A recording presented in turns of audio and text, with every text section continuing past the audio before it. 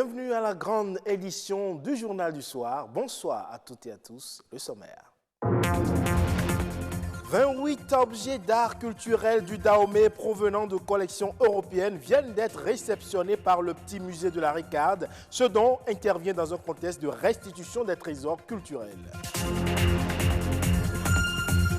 Véritable œuvre d'art, le tatouage peut être un moyen de faire passer un message ou simplement un choix esthétique. Mais cette pratique à la mode n'est pas sans danger pour la santé. Enfin, le développement d'une ville passe sans aucun doute par la modernisation. Et lorsque les Béninois rêvent d'avoir des villes à l'image de celles du monde, ils se posent une problématique, celle de la modernisation des villes, sans toucher à l'histoire qu'elles racontent.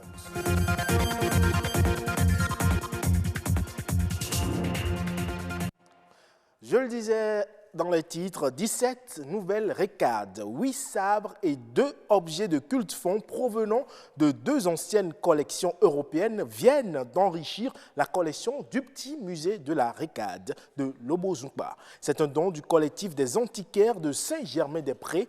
Il s'agit pour l'essentiel de récades anciennes et armes de prestige de l'ancien royaume du temps romain. Plus de détails avec Stanislas Linkmont.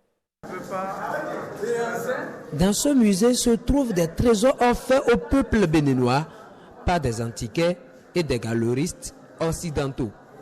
28 objets culturels constitués de récades, de sabres et d'objets de culte des palais royaux de Dahomey, l'actuel Bénin. Nous avons catégorisé après les rois, nous avons nos rois, partout les 14, et nous avons les ambassadeurs, nous avons les soldats, nous avons les blouses, nous avons les romessis et les divinités.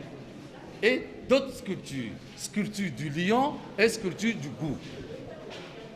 Derrière vous, en face de moi, nous avons les récades contemporaines. Désormais, objet d'admiration dans ce lieu consacré aux récades, ces bâtons de commandement utilisés par le passé dans le puissant royaume du Dahomey ont été collectés par des administrateurs français vers la fin du XXe siècle. Ils ont ensuite été retrouvés dans une vente aux enchères l'an dernier à Nantes, en France. Aujourd'hui, ces objets retrouvent leur terre natale grâce à un collectif d'antiquaires. On a fait ça parce qu'on avait envie de le faire et on a ramené un morceau de votre histoire, c'est tout. Et on l'a fait avec notre cœur et sans arrière-pensée aucune.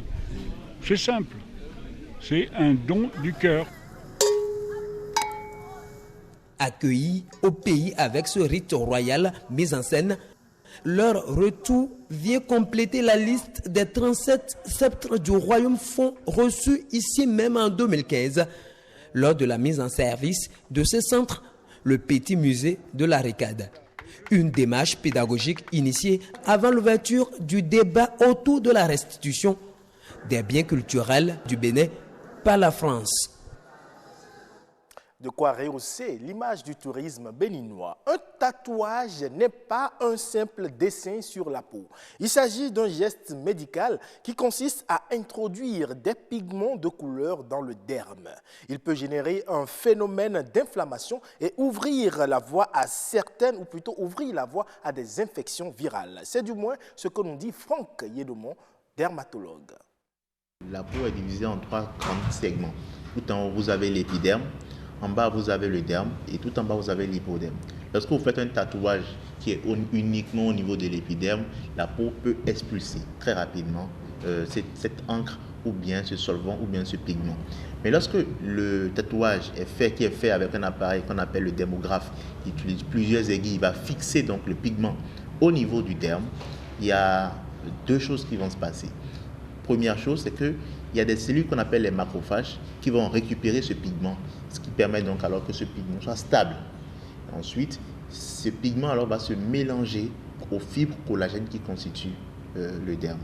Dans des cas, si la personne est chanceuse, il n'y a pas de risque. Mais cela est totalement aléatoire. Il y a des gens qui vont faire des complications liées au tatouage. La première complication, c'est les complications liées aux infections. La deuxième chose, c'est le matériel qui est utilisé pour faire le tatouage. Donc le matériel n'est pas stérile et comme ça, on peut diffuser des maladies comme le HIV, on peut diffuser des maladies comme l'hépatite virale, on peut diffuser des maladies comme la syphilis et des maladies infectieuses, contagieuses.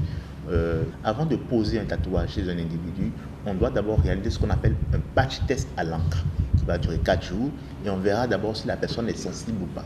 Mais en général, le plus souvent, ça se fait directement. Quand le tatouage se fait comme ça, en général, il y a une réaction allergique, immuno-allergique qui se passe, et l'encre alors qui est mise dans le derme va donner donc alors ce qu'on appelle une inflammation, c'est-à-dire tout ce qui est érythème, tout ce qui est papule, tout ce qui est vésicule et tout ce qui est suintement. La troisième chose, c'est le risque cancéreux. Premier exemple, vous avez l'atteinte des poumons avec les pneumonies. Deuxième exemple, vous avez l'atteinte du système nerveux central et également des problèmes qui peuvent aller jusqu'au risque cancéreux. Voir Cotonou, Parakou ou encore Porto Novo à l'image des grandes villes du monde est sans doute le désir de nombreux Béninois. Ils n'hésitent d'ailleurs pas à comparer leur ville aux grandes métropoles. Selon les spécialistes, c'est une comparaison qui n'a malheureusement pas sa raison d'être si l'on se réfère à l'origine de ces villes. Est-il bon de moderniser les villes? Amidou Malerossou et Nadège Omoladessani pour le reportage. Nombreux sont les Béninois qui rêvent sans doute de voir Cotonou à l'image des grandes métropoles comme Londres en Angleterre ou Venise en Italie.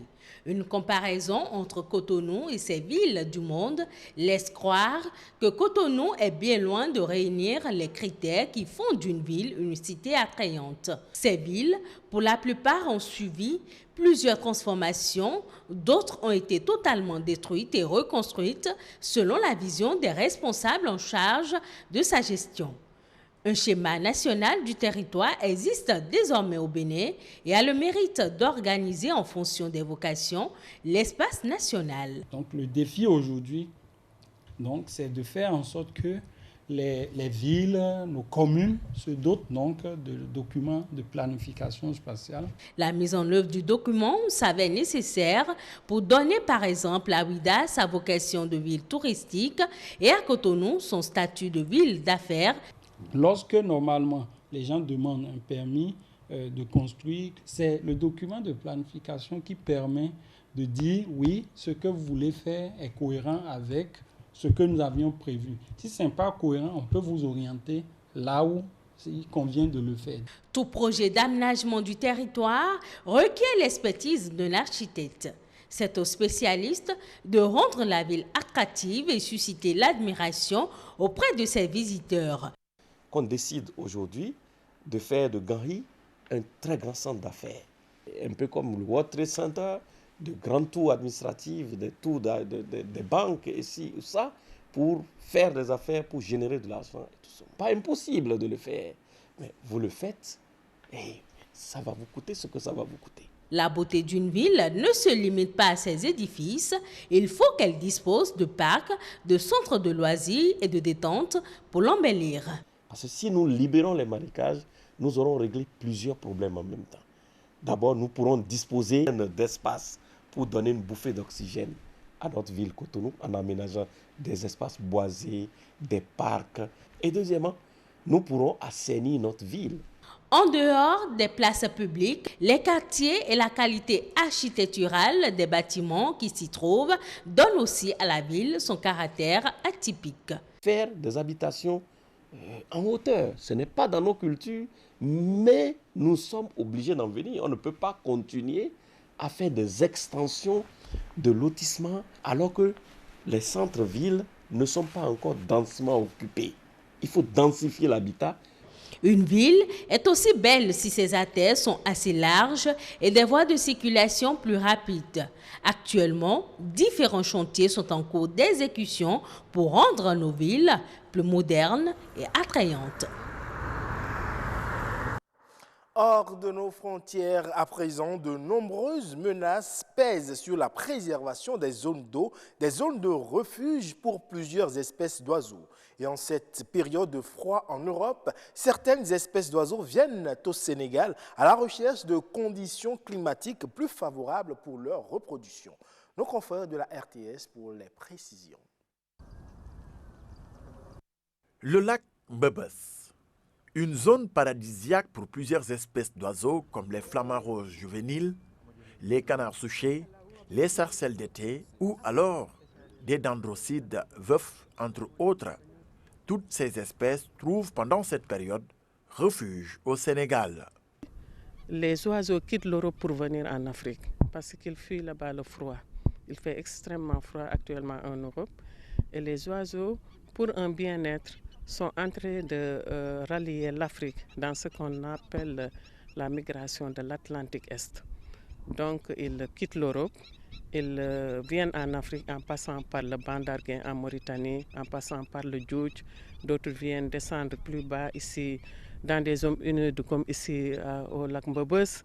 D'autres vont vers le Technopole, d'autres vont vers les zones humides que nous avons un peu plus haut. Ils descendent jusqu'en Saloum, jusqu'en Casamance. Donc c'est pour un mieux-être que les oiseaux essaient de quitter l'Europe où il fait extrêmement froid en ce moment avec l'hiver, pour rallier ces zones humides où ils peuvent trouver un climat beaucoup plus clément, mais aussi de la nourriture. Ces oiseaux d'eau viennent du palais arctique pour une saison bien déterminée. Le dénombrement permet d'estimer chaque colonie, de voir les espèces afin d'évaluer les tendances. La biodiversité, c'est une chaîne. Je pense que tout élément de cette chaîne-là doit être conservé. Et je pense que ces oiseaux-là font partie intégrante de la biodiversité. Donc, il faut voir comment les conserver. Si on ne prend pas de mesures correctives, certainement qu'à la longue, ça va constituer de graves problèmes pour cette partie de la biodiversité-là. Je pense que l'État est là-dessus. C'est pourquoi il a créé des aires protégées, des zones humides d'importance internationale, et on essaie de conserver ce qui peut l'être. Pour Dakar, plusieurs sites sont concernés. 3 ont été visités. Autres lieux, autres quartiers généraux des oiseaux, le Technopole. Ou alors le parc de Han, avec les équipes du commandant Sall qui ont procédé au comptage de ces oiseaux à l'aide de télescopies. Ces télescopies ont permis d'identifier la présence des chasses blanches, des bécasses minutes, toutes ces espèces protégées par les ONG telles que Wetland International, BirdLife et Wadassi, UNESCO. Ainsi se referme ce journal. Merci pour votre aimable attention. Le programme se poursuit sur BB24.